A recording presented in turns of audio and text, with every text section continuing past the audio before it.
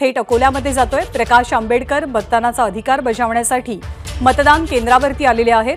अकोल्यामध्ये महायुतीचे अनुप धोत्रे, महाविकास आघाडीचे डॉक्टर अभय पाटील आणि वंचितचे प्रकाश आंबेडकर यांच्यामध्ये थेट लढत, तिरंगी लढत पाहायला मिळते। आपला मतदानाचा अधिकार बजावण्यासाठी प्रकाश आंबेडकर मतदान केंद्रावरती आलेले आहेत। विदर्भातला उन्हाचा पारा पाहता बऱ्याच मतदारांनी सकाळच्या सत्रामध्ये मतदान करण्यास पसंती दर्शवली आहे। उमेदवार सुद्धा सकाळी सकाळी येऊन आपला मतदानाचा अधिकार बजावतात। अकोल्याची यावेळची लढत ही अर्थातच खूप रंजक लढत असणार आहे। संजय धोत्रेंनी आतापर्यंत या मतदारसंघाचं बराच काळ प्रतिनिधित्व केलेलं आहे। संजय धोत्रे यांची प्रकृती ठीक नसल्यामुळे त्यांचे सुपुत्र अनुप धोत्रे यांना भाजपकडून उमेदवारी देण्यात आली आहे। त्यांना आव्हान निर्माण केलेलं आहे ते महाविकास आघाडीचे अभय पाटील यांनी आणि अर्थातच वंचितचे अध्यक्ष प्रकाश आंबेडकर यांनी। गेल्या वेळेला या मतदारसंघामध्ये वंचितमुळे मोठी रंगत पाहायला मिळालेली होती। बाळासाहेब आंबेडकर मतदानासाठी निघालेले आहेत आपल्या घरून। बाळासाहेब मतदानाला निघालेले आहे। फार मोठा संघर्ष यावेळी झालेला आहे।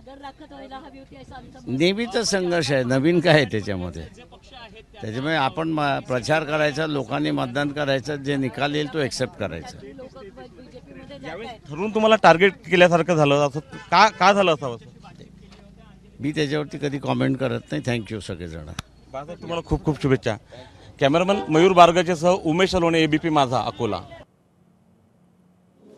तर प्रकाश आंबेडकर मतदानाचा अधिकार बजावण्यासाठी पोहोचलेले आहेत। अनुप धोत्रे आणि अभय पाटील यांचं आव्हान प्रकाश आंबेडकर यांच्या समोर आहे।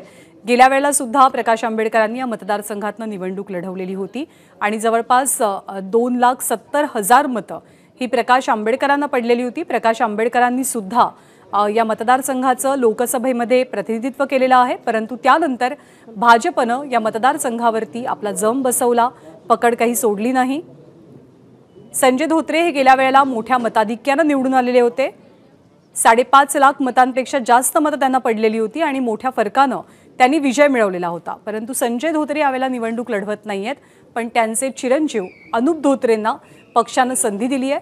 अकोल्यामध्ये प्रचारादरम्यान सुद्धा अनुप धोत्रे यांच्यासाठी मोठी फळी महायुतीची आणि सोबतच भाजपची उतरलेली पाहायला मिळाली। एबीपी माझा, उघडा डोळे बघा नीट।